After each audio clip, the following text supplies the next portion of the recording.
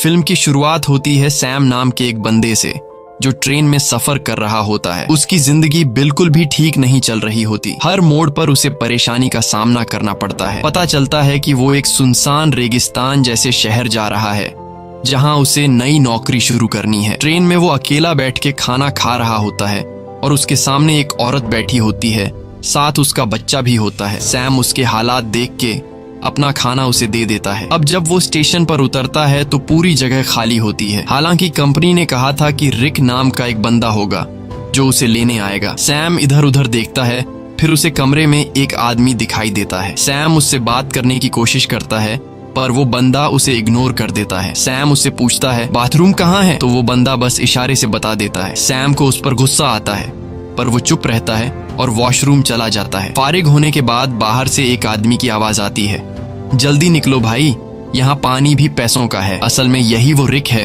जो सैम को कंपनी तक पहुँचाने वाला है। सैम कहता है हो गया भाई, बस निकल रहा हूँ। अब दोनों गाड़ी में बैठते हैं और कंपनी की तरफ रवाना होते हैं। रास्ते में रिक बोलता है तुझे $300 देने होंगे ट्रैवल के। सैम चौंक के कहता है यार कंपनी ने तो कहा था $200। रिक गुस्से में कहता है अगर 300 दे सकता है तो ठीक, नहीं तो उतर जा। सैम सोचता है कि कोई दूसरा रास्ता तो है नहीं, तो वो मान जाता है। थोड़ी देर बाद गर्मी बहुत ज्यादा हो जाती है। सैम एसी ऑन करने की कोशिश करता है। रिक तुरंत गुस्से में कहता है हाथ मत लगाना एसी को वरना इंजन बैठ जाएगा। अचानक गाड़ी का टायर पंक्चर हो जाता है। रिक खुद कुछ नहीं करता और सैम से कहता है चल टायर तू बदल। सैम मजबूरी में टायर बदलने लगता है। इसी दौरान वो देखता है कि एक कुत्ता दूसरे कुत्ते को मार रहा होता है। ये देखकर सैम बहुत ज्यादा डर जाता है। रिक आता है और कहता है ओ भाई कांप क्यों रहा है, ये होता रहता है। फिर वो जख्मी कुत्ते को खुद मार देता है ताकि उसे और तकलीफ न हो। सैम बड़ी मुश्किल से टायर बदलता है, फिर दोनों वापस गाड़ी में बैठते हैं। रात को फ्यूल भरने के लिए गाड़ी रोकते हैं और वहीं रात गुजारने का प्लान बनाते हैं। दोनों लकड़ियां जमा करते हैं,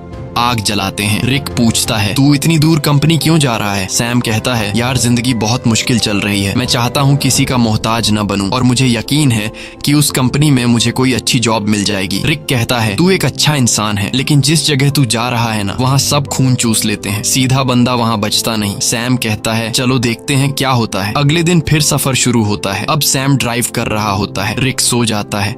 गर्मी ज्यादा होने की वजह से सैम चुपके से एसी ऑन कर देता है। थोड़ी देर बाद इंजन बैठ जाता है। रिक जाग जाता है और सैम पर गुस्सा हो जाता है। ओ भाई मैंने तुझे कहा था ना एसी को मत छेड़। वो गुस्से से गाड़ी से बाहर निकल जाता है। सैम भी उतरता है और रिक से माफी मांगता है। रिक को और गुस्सा चढ़ जाता है, बोलता है चुप कर, तेरी आवाज ना सुनूं। इसके बाद सैम पेशाब करने जाता है। थोड़ा दूर जाकर वो एक चमकता हुआ पत्थर देखता है। करीब जाकर जब वो गौर से देखता है तो पता चलता है कि ये तो खालिस सोना है। वो फौरन रिक को बुलाता है, ओए इधर आ, चेक कर, कहीं मैं सपना तो नहीं देख रहा। रिक जैसे ही देखता है शॉक हो जाता है। वो लाइटर निकालता है, आग जलाकर चट्टान पर रखता है, बोलता है अगर काला हुआ तो नॉर्मल पत्थर वरना खालिस सोना। चट्टान जैसी की तैसी रहती है, मतलब सोना कंफर्म। अब दोनों सामान निकालते हैं, गड्ढा खोदने लगते हैं ताकि सोना निकाल सकें। पूरी ताकत लगाते हैं लेकिन चट्टान हिलती भी नहीं। रिक रस्सी की मदद से सोने को गाड़ी से बांधने की कोशिश करता है ताकि खींच सके, लेकिन रस्सी टूट जाती है क्योंकि सोना भारी होता है। इसके बाद दोनों लगे रहते हैं, सारा दिन खुदाई करते हैं। अब सूरज डूबने लगता है। रिक कहता है जल्दी से लकड़ियां जमा कर क्योंकि जंगली कुत्ते आसपास घूम रहे हैं, रात को हमें काट लेंगे। अगर हम आग जला लें तो वो डर के भाग जाएंगे। दोनों लकड़ियां जमा करते हैं, आग जलाते हैं, खुशी में गाने बजाने और नाचने लगते हैं। रिक सैम को गले लगाकर कहता है तुझे मैं फुल एसी वाली कार दिलाऊंगा। रात को वो लोग बैठकर प्लान बनाते हैं। रिक कहता है ये सोने की चट्टान बहुत बड़ी है, अगर हम महीनों भी खुदाई करते रहें तब भी इसे नहीं निकाल पाएंगे, इसलिए अब एक आदमी यहाँ चट्टान के पास रहेगा और दूसरा जाकर खुदाई की मशीन लेकर आएगा। सैम कहता है भाई तू जाकर ले आ, मैं चट्टान का ध्यान रखूंगा। रिक कहता है नहीं भाई तू जा, मैं चट्टान के पास बैठूंगा, ये रेगिस्तान है, हर तरफ जंगली जानवर हैं, तू ये बर्दाश्त नहीं कर पाएगा। सैम कहता है कोई बात नहीं, तू मेरी टेंशन मत ले, मैं सरवाइव कर लूंगा, तू वैसे भी चोर है, हो सकता है तू सोना लेकर भाग जाए, तुझ पे कैसे भरोसा करूं। रिक कहता है ठीक है भाई मैं जाता हूँ, तू सोने का ध्यान रखना। अगले दिन वो लोग राशन बांटते हैं। रिक सैम को एक सैटेलाइट फोन देता है ताकि दोनों आपस में कांटेक्ट में रहे। रिक कहता है मेरे एक दोस्त के पास खुदाई की मशीन है, वही लाऊंगा, बस दुआ कर गाड़ी रास्ते में खराब ना हो, मुझे वापस आने में 5 दिन लग सकते हैं। और फिर वह चला जाता है। सैम सोने पर मिट्टी डाल देता है ताकि अगर कोई इधर से गुजरे तो सोने को देख न सके। वो एक छोटा सा टेंट भी लगा लेता है चट्टान के पास और अपना सारा सामान उसके अंदर रख देता है। सूरज डूबने से पहले वो लकड़ियां इकट्ठा करता है ताकि रात को आग जला सके। रात को वो आग जलाकर बैठ जाता है, खाने में से थोड़ा सा खाता है और बाकी रख देता है। अचानक उसे जंगली कुत्तों की आवाजें सुनाई देती हैं और उसे एहसास होता है कि अकेले होने की वजह से वो आसान शिकार है। वो डर जाता है और चाकू हाथ में लेकर सो जाता है। अगली सुबह सूरज की तेज धूप से उसकी आंख खुलती है। बहुत गर्मी और थकावट होती है, नींद पूरी नहीं हुई होती और सूरज की तपिश उसकी स्किन जला रही होती है। तभी सैटेलाइट फोन की बेल सुनाई देती है। सैम दौड़कर फोन तक जाता है लेकिन कॉल कट चुकी होती है। वो टेंट में बैठा सोने को देख रहा होता है और सोचता है कि सोना बेचकर सबसे पहले एक बड़ा घर खरीदूंगा। फिर सैम पास के इलाके में घूमता है। थोड़ी दूरी पर उसे एक क्रैश प्लेन दिखाई देता है। वो फौरन उस क्रैश प्लेन के पास जाता है और वहीं रहने का फैसला करता है, लेकिन वहां से सोने की चट्टान उसकी नजरों से दूर होती है। इसलिए वो प्लेन के कुछ टुकड़े उठाकर चट्टान के पास एक टेंट बना लेता है। सैम कुछ देर के लिए आराम करने लगता है ताकि पानी की बचत हो और थकान कम हो।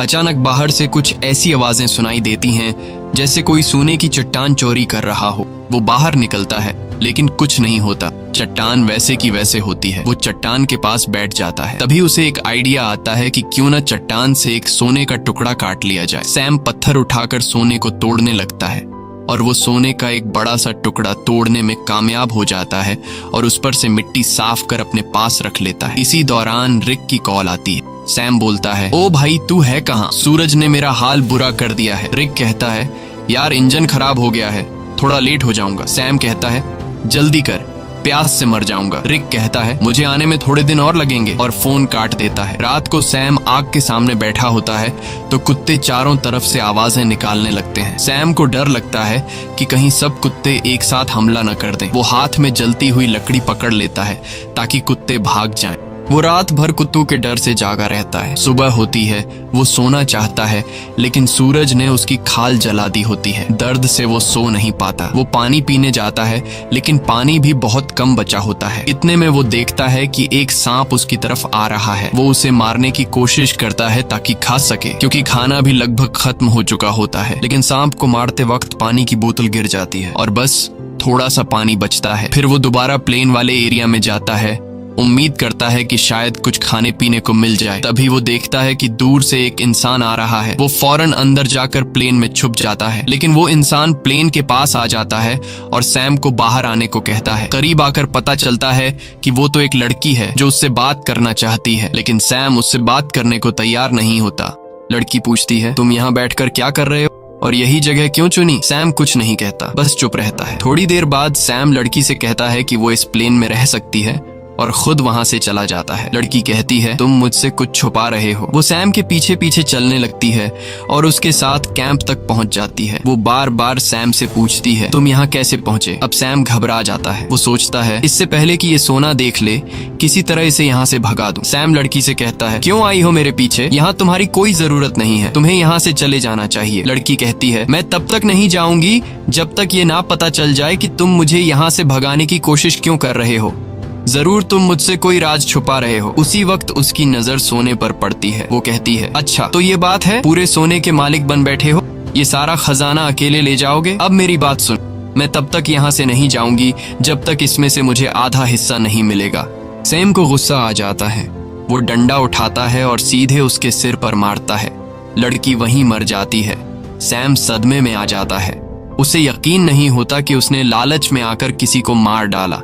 फिर खुद को संभालता है, उसकी सारी कीमती चीजें उठाता है, एक गड्ढा खोदता है और उसकी लाश को दफन कर देता है। कुछ देर बाद वो देखता है कि एक कुत्ता आकर उस गड्ढे से लाश निकालने की कोशिश कर रहा है। सैम भाग कर आता है, कुत्ते को हटाता है, लाश बाहर निकालता है और आग लगा के बॉडी को जला देता है। अगले दिन उसकी आंख फोन की घंटी से खुलती है। सैम रिक से कहता है, ओ भाई तू कहाँ है? भूख से मेरी जान निकल रही है, अगर तू जल्दी नहीं आया तो मैं भूख और प्यास से मर जाऊंगा। रिक कहता है, सॉरी यार, मुझे पता है तू बहुत तकलीफ में है, मैं जल्दी आ रहा हूँ, बस ये जो खुदाई वाली मशीन है बहुत स्लो है, थोड़ा टाइम और लगेगा। सैम परेशान हो जाता है। भूख प्यास से उसकी हालत खराब है, ऊपर से डर कि कोई जंगली जानवर हमला न कर दे। कुछ देर बाद वो देखता है कि एक गाड़ी सड़क से जा रही है। वो सोचता है क्यों ना सोने का एक टुकड़ा लेकर यहाँ से निकल जाऊं, लेकिन ज्यादा सोने की लालच ने उसे रोक लिया। वो चाहता तो सोने का एक टुकड़ा लेकर जा सकता था जिससे उसकी जिंदगी बदल सकती थी, लेकिन ज्यादा की चाह ने उसे यहीं रुकवा दिया। सैम शाम से पहले रात के लिए लकड़ियां इकट्ठा करता है, लेकिन अचानक एक बहुत तेज रेतीला तूफान आता है। वो टेंट की तरफ भागता है, लेकिन तूफान उसका टेंट उड़ा देता है। सैम जान बचाने के लिए इधर उधर भागता है, लेकिन तभी एक पेड़ उस पर गिर जाता है। तूफान रुकने के बाद सैम खुद को मिट्टी में दबा हुआ पाता है और एक लकड़ी का टुकड़ा उसके पेट के आर पार निकला होता है। पर सैम के मन में सोने की लालच इतनी भर चुकी थी कि वो पेट से लकड़ी निकालने के बजाय सीधे सोने की जगह की ओर जाता है। वो चारों तरफ सोने को ढूंढता है और आखिरकार एक टुकड़ा मिल ही जाता है। सैम खुशी से झूम उठता है। फिर वो अपने पेट से लकड़ी निकालता है और जख्म से बहुत खून निकलने लगता है। वो कपड़े का टुकड़ा लेकर जख्म बांधता है, लेकिन खून रुकता नहीं। मजबूरी में वो आग जलाकर एक डिब्बे का टुकड़ा गर्म करता है और जख्म पर लगाता है। इससे सैम को इतनी तकलीफ होती है कि वो बेहोश हो जाता है। थोड़ी देर बाद होश आता है। उसे हर तरफ वही लड़की दिखती है जिसे उसने मारा था। अब उसका दिमाग घूमने लगता है। उसे समझ नहीं आता कि ये सच है या फिर वहम। तभी फोन बजता है। रिक कॉल करता है। सैम चिल्लाता है, यार वो लड़की हर तरफ दिख रही है। रिक बोलता है, कौन सी लड़की? देख, किसी को सोने के बारे में पता न चले।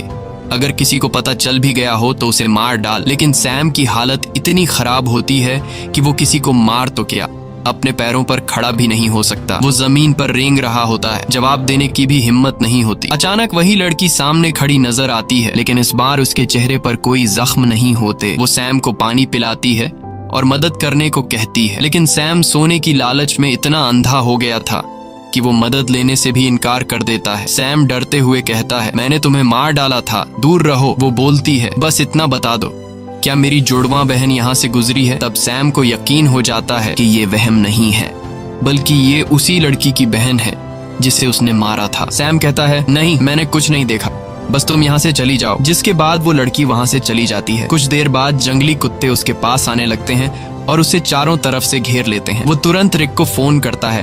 वो रिक से पूछता है कि तुम कहाँ हो, जल्दी आओ नहीं तो ये कुत्ते मुझे मार डालेंगे। वो रोने लगता है। रिक से रिक्वेस्ट करता है कि प्लीज जल्दी आ जाओ, मैं मरने वाला हूँ। रिक कहता है, रुक जा, मैं बस पहुँचने वाला हूँ। तभी अचानक कुत्ते हमला कर देते हैं। एक एक करके सब उसे नोचने लगते हैं। यहाँ हम देखते हैं कि रिक सैम से दूर बैठकर दूरबीन से सब कुछ देख रहा होता है। असल में वो कई दिन पहले मशीन लेकर वहां पहुंच गया था और बस वो सैम के मरने का इंतजार कर रहा था ताकि वो अकेले सारा का सारा सोना ले जा सके। जिसके बाद रिक छिपकर खड़ा होता है। वो देखता है कि सैम को जंगली कुत्ते घसीट कर ले जा रहे हैं। तब भी सैम सोने की तरफ देख रहा होता है। जिसके बाद जंगली कुत्ते सैम को नोच नोच कर खा जाते हैं। रिक को जब पक्का यकीन हो जाता है कि सैम मर गया है, वो गाड़ी लेकर सोना उठाने आता है, लेकिन अचानक एक तीर आकर सीधे उसके सीने में लगता है और वो भी मर जाता है। ये तीर चलाने वाली कोई और नहीं बल्कि वही लड़की की जुड़वां बहन होती है। सब्सक्राइब करने के बाद ना घंटी बजा देना, ताकि जब भी मैं कोई न्यू वीडियो अपलोड करूं तो तुम्हारे फोन की घंटी भी बजे।